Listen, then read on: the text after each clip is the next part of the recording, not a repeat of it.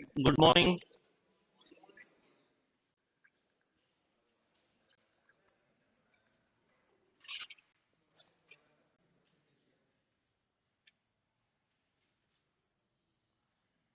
पादप जगत plant kingdom के बारे में हम पढ़ रहे थे और पादप जगत में सेकंड नंबर पर है ब्रायोफाइटा। थैलोफाइटा के बारे में तो हम पढ़ चुके थे। सेकंड नंबर है ब्रायोफाइटा। ब्रायोफाइटा का मतलब क्या होता है? ब्रायोफाइटा का मतलब है इस वर्ग के जो पादप हैं, प्लांट हैं, इनमें भी ना तो जड़ पाई जाती है, ना ही तना पाया जाता है और ना ही इसमें पत्ती होती है। रूट, स्टेम, लीफ तीनों ही इसमें नहीं पाए जाते हैं। जब ये तीनों नहीं होंगे तो जाइलम व फ्लोएम ऊतक भी नहीं होगा। यानी जाइलम व फ्लोएम ऊतक भी क्या होता है? इसमें अनुपस्थित होता है, एब्सेंट होता है। लेकिन जड़ों के स्थान पर इसमें कुछ विशिष्ट स्ट्रक्चर्स पाई जाती हैं, कुछ संरचनाएं होती हैं जिनको कहा जाता है मूलाभास कहा जाता है, या इनको रिजॉइड्स कहते हैं। क्या कहते हैं? रिजॉइड्स या मूलाभास कहते हैं। यानी स्पष्ट जड़ें नहीं होती हैं, ऐसा लगता है, ऐसा दिखता है कि ये जड़ें हो सकती हैं, लेकिन स्पष्ट मूल इसके अंदर नहीं होती हैं, स्पष्ट जड़ें नहीं होती हैं और इनमें जाइलम व फ्लोएम ऊतक भी नहीं पाया जाता है। इनको वनस्पति जगत का उभयचर वर्ग कहा जाता है। क्या कहते हैं? वनस्पति जगत का एम्फीबियंस कहा जाता है इनको। हाँ, क्यों कहते हैं? क्योंकि ये जल व थल दोनों पर पाए जाते हैं, इसलिए इनको क्या कहते हैं? वनस्पति जगत का उभयचर वर्ग कहते हैं, एम्फीबियंस कहा जाता है, उभयचर वर्ग कहते हैं। लेकिन इनके विकास के लिए नमी का होना जरूरी है और जल का होना भी बहुत ही जरूरी होता है। विकास के लिए नमी का होना जरूरी है, जल का होना जरूरी होता है। इसके अंदर जैसे फॉर एग्जाम्पल एक पौधा होता है, एक प्लांट है जिसका नाम है स्फेग्नम, और स्फेग्नम का उपयोग ईंधन के रूप में किया जाता है। किसके रूप में करते हैं? फ्यूल, ईंधन के रूप में करते हैं। इसको पीट कोयले के समतुल्य माना जाता है। किसके समतुल्य मानते हैं? पीट कोयले के समतुल्य मानते हैं, क्योंकि यह जलते समय धुआं व राख बहुत ज्यादा देता है और ऊष्मा हीट बहुत ही कम प्रदान करता है।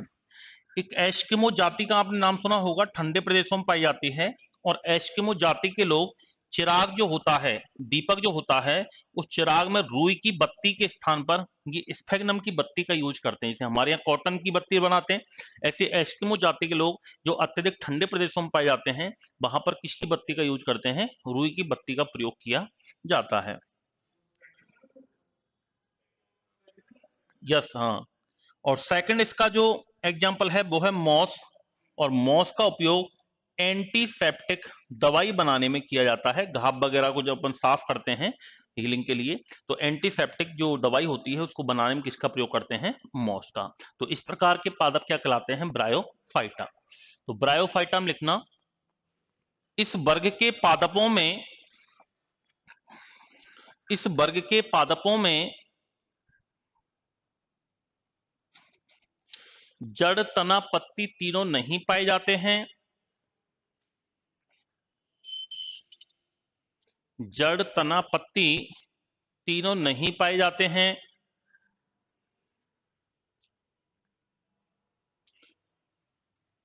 तथा जाइलम एवं फ्लोएम ऊतक भी, तथा जाइलम एवं फ्लोएम ऊतक भी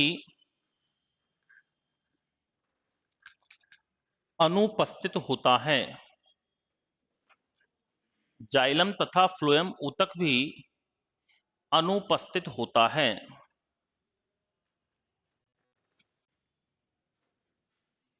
नीचे लिखो, इन्हें वनस्पति, एक मिनट, अगला पॉइंट लिखो, इनमें जड़ों के स्थान पर मूलाभास पाए जाते हैं।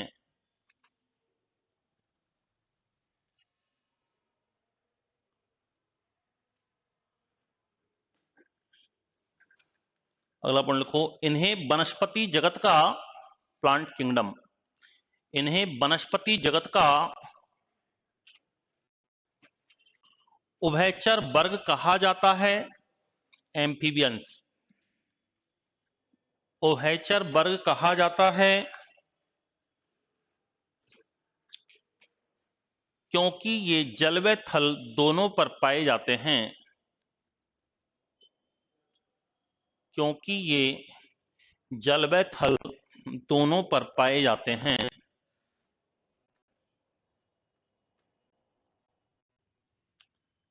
लेकिन इनके विकास के लिए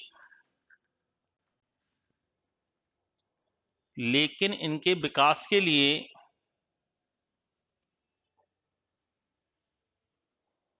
नमी का होना जरूरी है। लेकिन इनके विकास के लिए नमी का होना जरूरी है।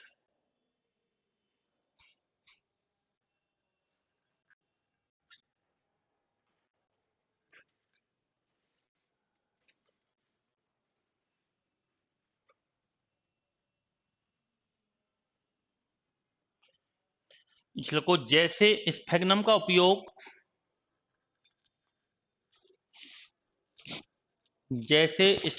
उपयोग ईंधन के रूप में किया जाता है। ईंधन स्फेग्नम का उपयोग ईंधन के रूप में किया जाता है। इसे पीट कोयले के समतुल्य माना जाता है। इसे पीट कोयले के समतुल्य माना जाता है। पीट कोयले के समतुल्य माना जाता है क्योंकि यह जलते समय धुआं व राख क्योंकि यह जलते समय धुआं व राख बहुत अधिक धुआं व राख बहुत अधिक तथा ऊष्मा बहुत कम प्रदान करता है।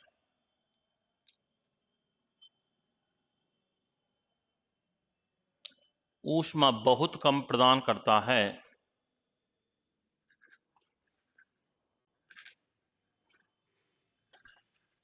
को एस्किमो जाति के लोग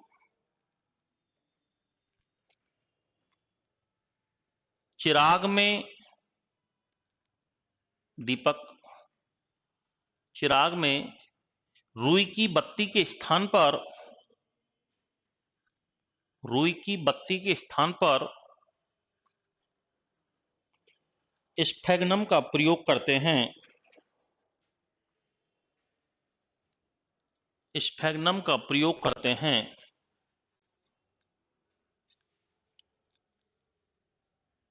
नेक्स्ट को मॉस का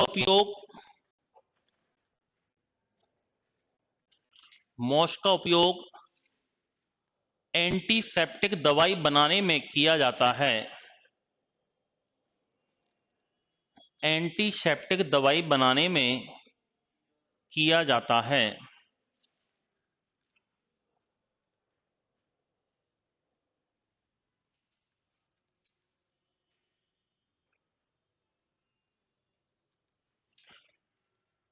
तीसरा लिखना ट्रैक्योफाइटा।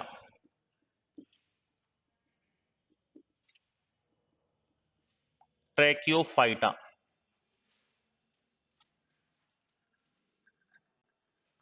ट्रैक्योफाइटा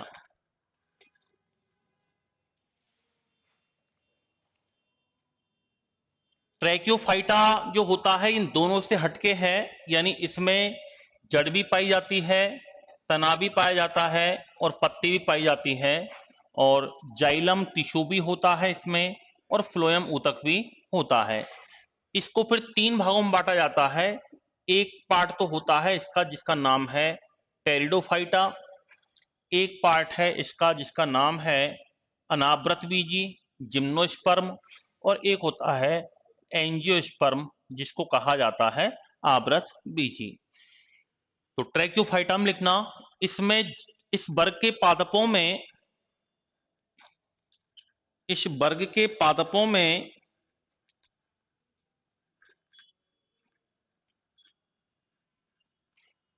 जड़ तना पत्ती जड़, तना, पत्ती तीनों पाए जाते हैं, तीनों पाए जाते हैं तथा जाइलम एवं फ्लोएम ऊतक भी, तथा जाइलम एवं फ्लोएम ऊतक भी विकसित होते हैं।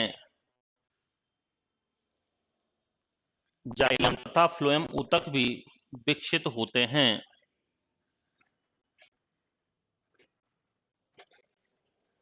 जाइलम तथा फ्लोएम ऊतक भी विकसित होते हैं। इसे 3 भागों में बांटा गया है। इसे 3 भागों में बांटा गया है।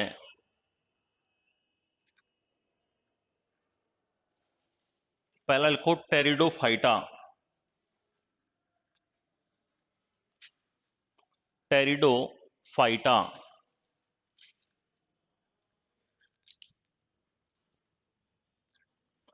देखो टेरिडोफाइटा का स्पेशली लक्षण क्या है कि इनमें ना तो पुष्प बनते हैं और ना ही इनमें बीज बनते हैं, फ्लावर सीड नहीं बनते हैं। इनको अपुष्पोद्भिद पादप कहा जाता है, यानी ये पुष्प से नहीं बनते हैं। इसके अंदर टेरिडोफाइटा में एग्जाम्पल है, जैसे इसका एग्जाम्पल है मर्सीलिया। मर्सीलिया का उपयोग वेजिटेबल्स सब्जी के रूप में किया जाता है। एक इसका एग्जाम्पल है लाइकोपोडियम, और लाइकोपोडियम का उपयोग दवाई के रूप में करते हैं, दवाई बनाने में किया जाता है। तीसरा इसका एग्जाम्पल है जैसे इक्वीसेटम। इक्वीसेटम नामक टेरिडोफाइटा से सोने के अंश प्राप्त किए जाते हैं, गोल्ड जो होता है उसके अंश भी इससे प्राप्त किए गए हैं, ऐसा बताते हैं। एक इसमें आता है टेरिडियम। टेरिडियम का उपयोग चारे के रूप में किया जाता है, पशुओं के एज ए फॉडर चारे के रूप में किसका प्रयोग करते हैं, टेरिडियम का प्रयोग करते हैं। एक इसमें आता है सिलेजिनेला, और सिलेजिनेला का उपयोग सजावटी जो प्लांट होते हैं अपने ऑफिस वगैरह में रखते हैं, ये उन सजावटी पादप के रूप में सिलेजिनेला का यूज होता है। जैसे मनी प्लांट होता है ना, ऐसे सिलेजिनेला प्लांट होता है जिसका यूज सजावटी पादप के रूप में किया जाता है। तो टेरिडोफाइटा में लिखना, इस वर्ग के पादपों में, इस वर्ग के पादपों में पुष्प तथा बीज नहीं बनते हैं।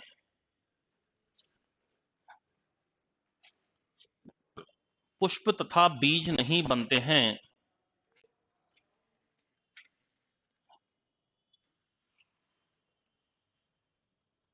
बाकी जड़ तना पत्ती तीनों होते हैं, जाइलम फ्लोएम ऊतक भी होता है। कोश का भित्ति बोई सेलुलोज की बनी होती है, सेल वॉल इनकी सेलुलोज की होती है।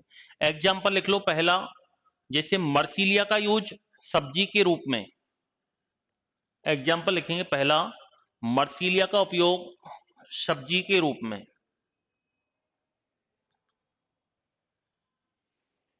सब्जी के रूप में।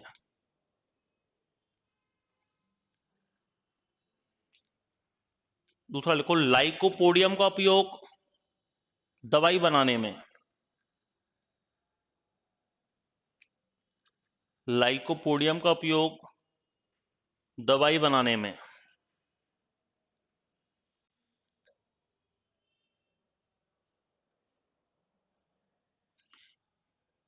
इक्विसेटम नामक टेरिडोफाइटा से, इक्विसेटम नामक टेरिडोफाइटा से सोने के अंश प्राप्त किए गए थे।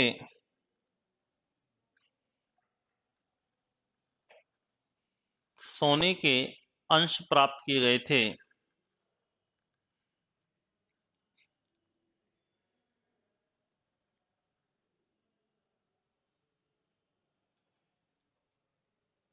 टेरिडियम का उपयोग चारे के रूप में,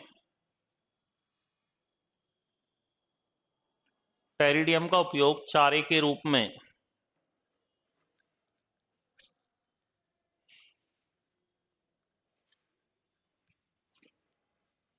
सिलेजिनेला का उपयोग सजावटी पादप के रूप में। सिलेजिनेला का उपयोग सजावटी पादप के रूप में,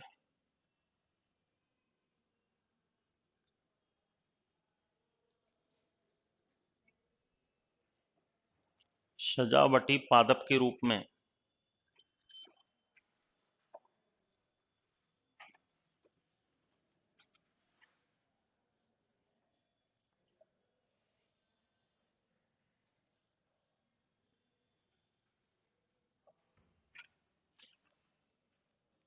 बी पार्ट लिखना है इसका, अनावृत बीजी जिम्नोस्पर्म,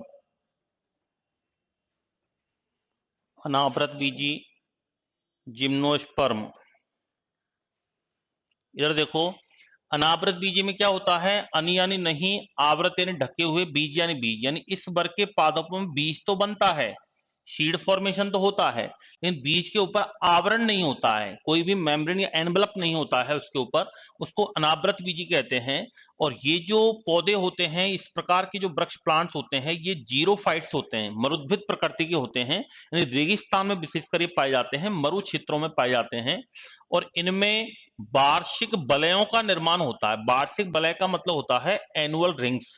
एक प्रश्न आता है कि कोई भी ट्री है, वृक्ष है, उसकी अनुमानतः एज का पता कैसे लगाते हैं, उसके स्टेम में जो प्रेजेंट होती हैं ये क्या annual rings, in annual rings को काउंट करके किसका पता लगाया जाता है, उस वृक्ष की अनुमानतः एज का पता लगाते हैं। और वार्षिक बलयों का निर्माण किस में होता है, अनावृत बीजी में होता है। फॉर एग्जाम्पल, इसका एक एग्जाम्पल है जैसे साइकस। साइकस का जो प्लांट होता है, इसका तना होता है स्टेम, इस स्टेम से स्टार्च निकाला जाता है, उस स्टार्च से साबूदाने बनाए जाते हैं। क्या बनाए जाते हैं, साबूदाने बनाते हैं। और साइकस की पत्तियों का उपयोग करते हैं झाड़ू तथा रस्सियां बनाने में, झाड़ू और रस्सियों के बनाने में साइकस की पत्तियों का यूज करते हैं। एक इस वर्ग का पादप है एफेड्रा, और एफेड्रा नामक पौधे से एक औषधि प्राप्त होती है जिसका नाम है एफेड्रिन। और एफेड्रिन का उपयोग कहाँ किया जाता है, खांसी तथा दमा रोग के उपचार में करते हैं, अस्थमा और खांसी के उपचार में किया जाता है।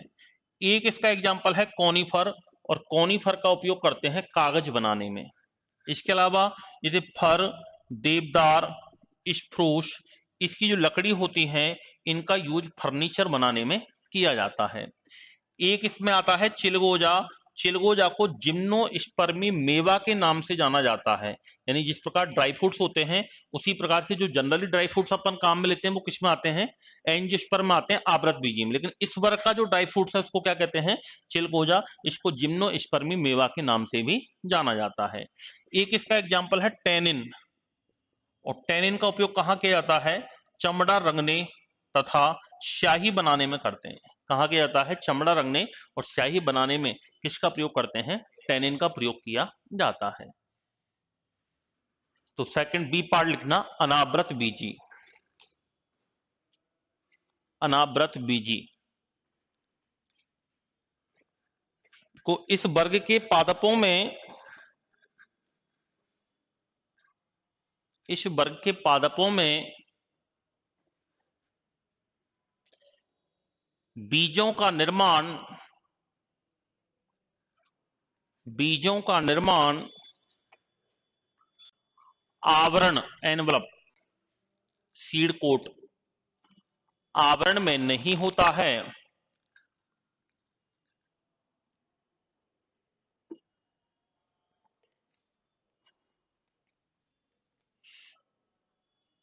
ये मरुद्भिद प्रकृति के होते हैं, ये मरुद्भिद प्रकृति के होते हैं, जीरोफाइट्स। इनमें वार्षिक बलय, एनुअल रिंग्स, इनमें वार्षिक बलयों का निर्माण होता है, वार्षिक बलयों का निर्माण होता है।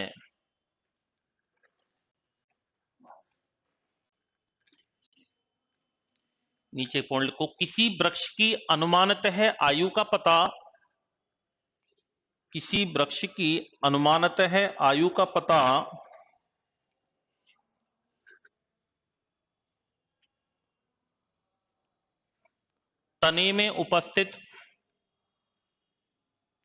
तने में उपस्थित वार्षिक वलयों को गिनकर किया जाता है। वार्षिक वलयों को गिनकर किया जाता है।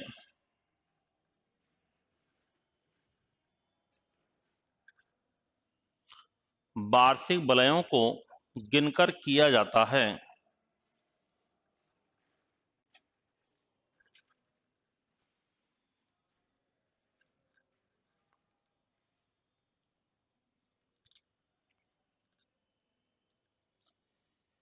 नीचे लिखो आर्थिक महत्व, इकोनॉमिक इंपोर्टेंस। आर्थिक महत्व, इकोनॉमिक इंपोर्टेंस।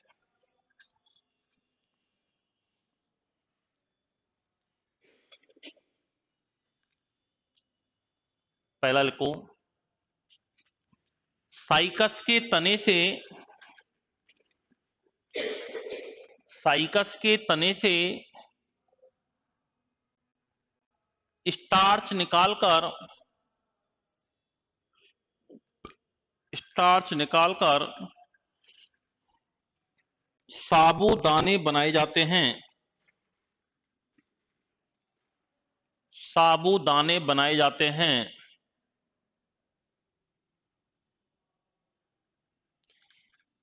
तथा इसकी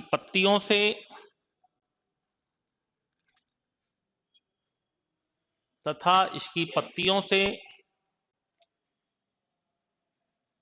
झाड़ू एवं रस्सियां बनाई जाती हैं। तथा इसकी पत्तियों से झाड़ू एवं रस्सियां बनाई जाती हैं।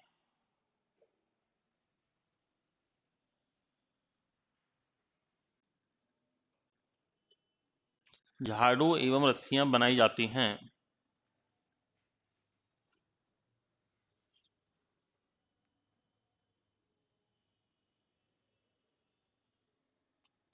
अगला पॉइंट लिखो एफेड्रा नामक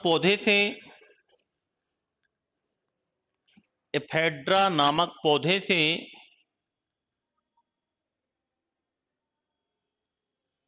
एफेड्रिन औषधि प्राप्त की जाती है।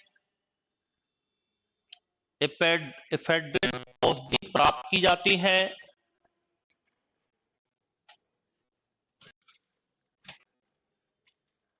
जिसका उपयोग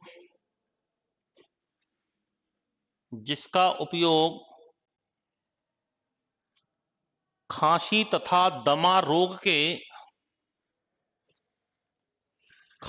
तथा दमा रोग के उपचार में किया जाता है। खांसी तथा दमा रोग के उपचार में किया जाता है।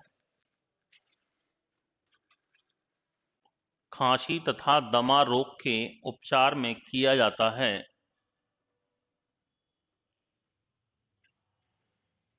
अगल को कोनीफर का उपयोग कागज बनाने में किया जाता है। कागज बनाने में किया जाता है।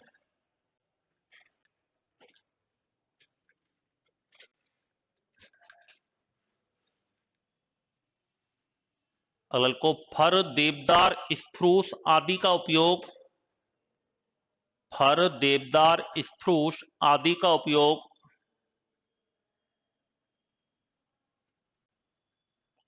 फर्नीचर की लकड़ी बनाने में फर, देवदार, स्प्रूस आदि की लकड़ी का उपयोग फर्नीचर बनाने में किया जाता है।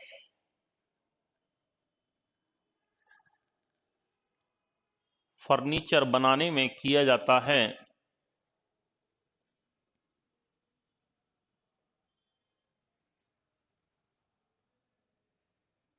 नेक्स्ट लिखो चिलगोजा को जिम्नोस्पर्मी मेवा कहते हैं। जिम्नोस्पर्मी ड्राई फ्रूट्स कहते हैं इसको। जिम्नोस्पर्मी मेवा कहा जाता है। जिम्नोस्पर्मी, जिम्नोस्पर्म नहीं यार लिखना। अगला देखो, टेनिन का उपयोग,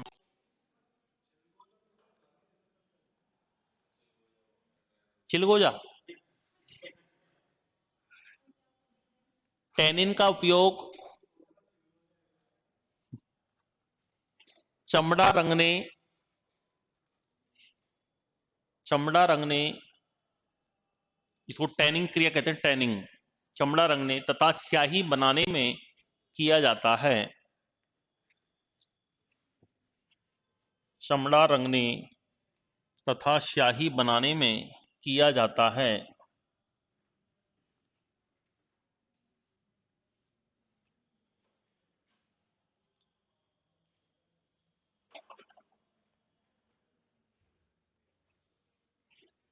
अगला लिखो अब, आवृत बीजी, एंजियोस्पर्म, सी पॉइंट लिखना, आवृत बीजी।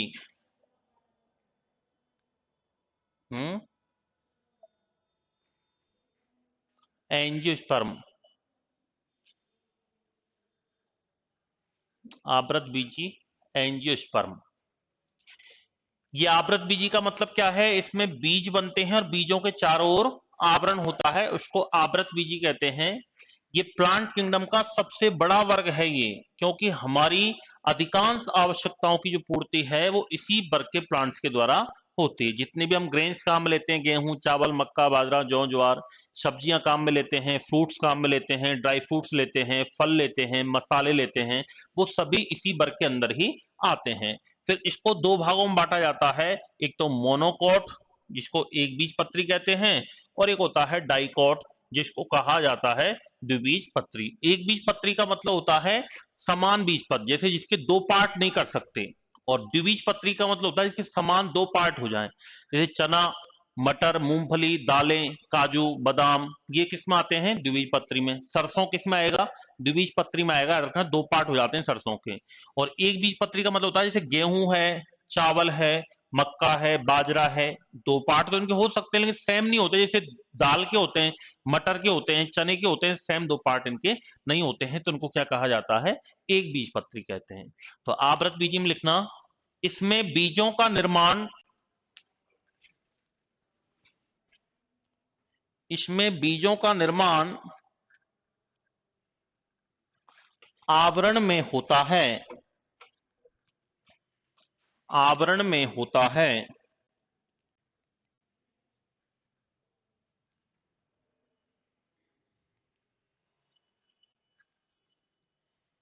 यह पादप जगत का सबसे बड़ा वर्ग है।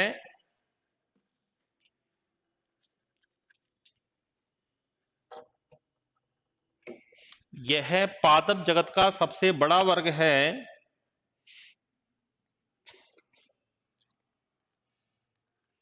क्योंकि हमारी अधिकांश आवश्यकताओं की पूर्ति, क्योंकि हमारी अधिकांश आवश्यकताओं की पूर्ति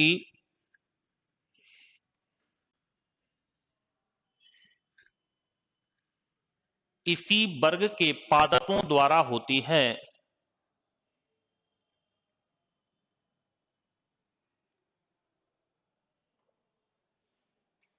इसी वर्ग के पादपों द्वारा होती है।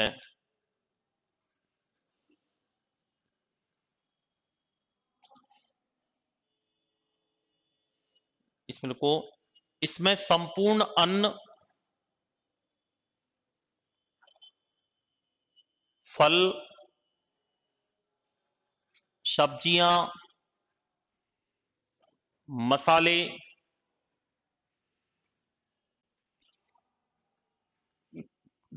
औषधीय पौधे, मेडिसिनल प्लांट्स आदि आते हैं, आदि आते हैं। इसे दो भागों में बांटा गया है, इसे दो भागों में बांटा गया है।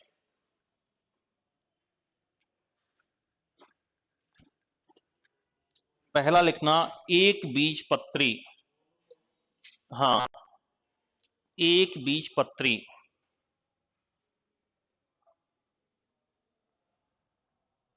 एक बीजपत्री एग्जाम्पल लिख लो, जैसे गेहूं, चावल, मक्का, बाजरा।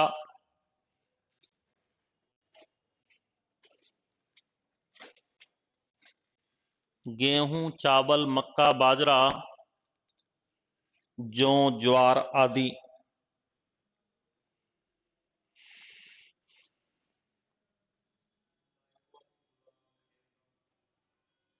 दूसरा लिखो द्विबीजपत्री डाइकॉट।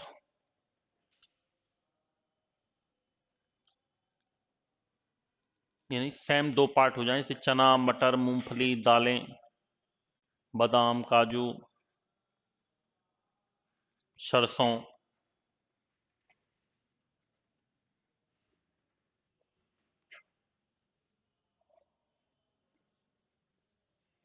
आदि।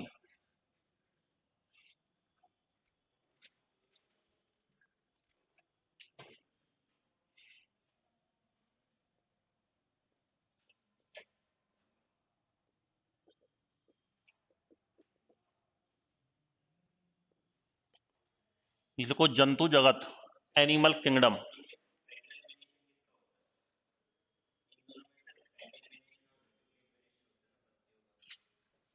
एक बीज पर रूट्स वगैरह। रूट्स का जैसे जो द्विबीजपत्री होते हैं डाइकोट, उसके अंदर तो होती है मूसला जड़, जिसको टैप रूट कहते हैं, इस तरीके की। और एक होती है फाइब्रस, वो मोनोकोट में होती है। गेहूं है तो गेहूं की जड़ें इस प्रकार से निकलेंगी, और चने की जड़ इस प्रकार से निकलेंगी। चने के अंदर क्या होता है, एक पहले मूल, मुख्य मूल बनती है, मूल इसके अंदर, फिर उससे प्राइमरी निकलती है, फिर सेकेंडरी निकलती है, टर्सरी निकलती है, क्योंकि इसमें मूलांकुर होता है, रेडिकल पाया जाता है, जबकि इसके अंदर रेडिकल नहीं होता है, इसमें सीधी यहीं से निकलती है, इसे धागे नुमा संरचना के रूप में। पत्ती के अंदर जैसे ये जो एक बीज पत्ते होते हैं, जैसे चना है तो चने के अंदर जो छोटी छोटी पत्तियां निकलती हैं उन्हें बृहस्पति विन्यास होता है इस प्रकार से। जबकि जैसे गेहूं वगैरह है तो ये जो स्टेम होता है ना, इसी से इनकी उत्पत्ति ऐसे होती है ज्यादातर। जैसे बाजरा है, बाजरे की पत्ती कैसे निकलती है, सीधी तने से ही निकलती है, कोई भी ऐसे बहुत ज्यादा सिरा विन्यास उसके अंदर नहीं पाया जाता है। जबकि इसमें द्विबीज पत्री में पाया जाता है, एक बीज पत्री में नॉर्मली नहीं होता है। जैसे गेहूं की पत्ती है, बाजरे की है, ज्वार की है, सीधी कॉमन कॉमन निकलती है। अब लिखो जंतु जगत, एनिमल किंगडम। वैसे जंतु जगत को दो भागों में बांटा जाता है, एक तो होता है कशेरुक वर्टिब्रेट्स, और एक होता है नॉन वर्टिब्रेट्स अकशेरुक। अकशेरुक से तो जनरली प्रश्न पूछा नहीं जाता है हमारे जीएस के अंदर, मुख्यतः कशेरुक से आ सकता है।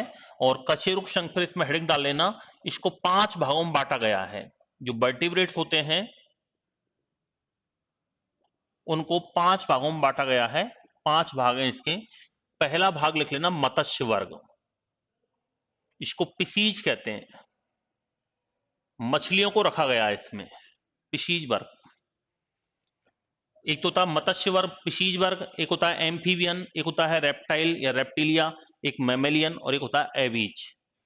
मत्स्य वर्ग में इसमें दो तीन तीन पॉइंट आपको याद रखने हैं। सबसे पहली बात तो इसमें मछलियों को रखा गया है। मछलियों का जो शरीर होता है वो नौकाकार होता है, नावनुमा होता है, नौकाकार में धारा रेखीय होता है, जो कि इन्हें जल में तैरने में सहायता प्रदान करता है।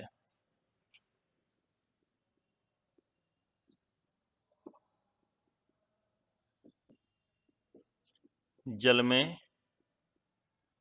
तैरने में सहायता प्रदान करता है, ये नौकाकार धारा रेखीय होता है। इनमें एक तो श्वसन क्रिया, मेनली आपको इसमें रेस्पिरेशन याद रखना है, एक्सक्रीशन याद रखना है, और हार्ट के कितने चैम्बर होते हैं, वो तीन चीज इसमें याद रखनी है। इसमें श्वसन क्रिया जो ब्रीथिंग क्रिया होती है वो गिल्स के द्वारा होती है, गलफड़ों द्वारा होती है। श्वसन क्रिया किसके द्वारा होती है, गलफड़ों के द्वारा होती है, गिल्स के द्वारा होती है। उत्सर्जी पदार्थ के रूप में यदि अपन एक्सक्रीटरी मटेरियल्स की बात करें तो जनरली एक्सक्रीटरी पदार्थ के रूप में इसमें किसका उत्सर्जन होता है, अमोनिया का होता है। जलीय जीव होते हैं एक्वेटिक एनिमल्स, उनके अंदर अमोनिया का उत्सर्जन होता है।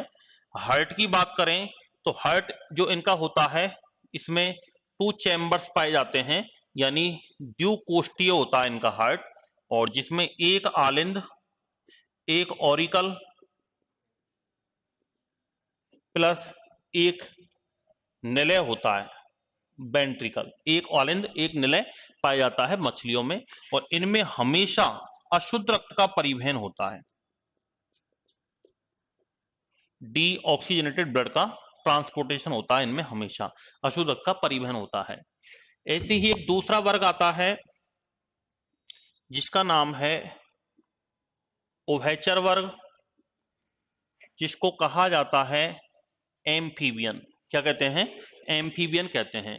उभयचर का मतलब होता है कि जो जल व थल दोनों पर पाए जाते हैं, उनको क्या कहते हैं? जल व थल दोनों पर निवास करते हैं, उनको क्या कहते हैं? उभयचर वर्ग कहा जाता है।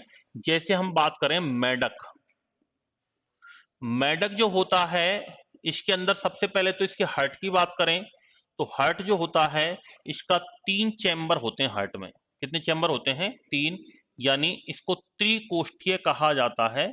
त्रिकोष्ठीय का मतलब हो गया कि 2 तो क्या होते हैं इसमें? ऑरिकल, आलिंद, और एक क्या पाया जाता है इसमें? निलय होता है। 2 आलिंद एक निलय मिलकर के मेढक के हृदय का निर्माण करते हैं। ब्रीथिंग क्रिया की बात करें, श्वसन क्रिया की बात करें, तो मेढक पहले लार्वा अवस्था में होता है, जिसको कहते हैं टेडपोल। मेढक की लार्वा अवस्था क्या कहते हैं? टेडपोल कहते हैं। और लार्वा अवस्था में मेढक किसका उस लार्वा अवस्था में श्वसन क्रिया जो होती है इसमें, वो गलफड़ों के द्वारा ही होती है, गिल्स के द्वारा होती है। जब मेढक वयस्क अवस्था में आ जाता है, तो वयस्क अवस्था में भी मेढक स्थल पर भी पाया जाता है और जल पर भी पाया जाता है। वयस्क अवस्था में स्थल पर श्वसन क्रिया जो होती है वो लंग्स के द्वारा होती है, फेफड़ों द्वारा होती है, और जल में जो होती है श्वसन क्रिया वो मुख-गुहा व त्वचा द्वारा होती है, बकल कैविटी और स्किन के द्वारा होती है। जल में मेढक जो होता है वो मुंह को खोल के रखता है, मुंह से श्वास लेता है, यानी मुख-गुहा और त्वचा स्किन के द्वारा और बकल कैविटी के द्वारा जल में श्वास लेता है, स्थल पर फेफड़ों लंग्स के द्वारा, और लार्वा अवस्था में गिल्स के द्वारा श्वसन क्रिया करता है ये।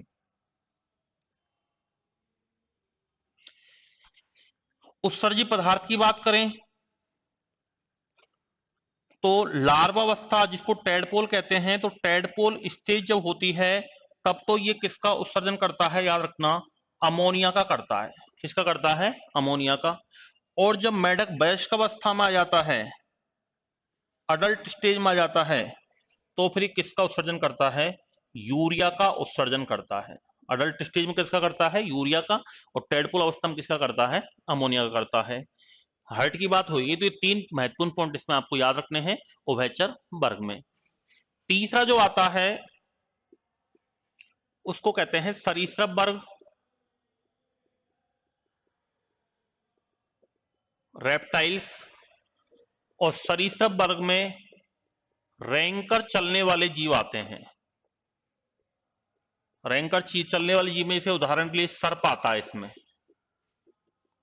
कछुआ आता है, मगरमच्छ आता है, छिपकली आती है। ये सभी किसके अंदर आते हैं? ये रेंकर चलने वाले जीवों में आते हैं।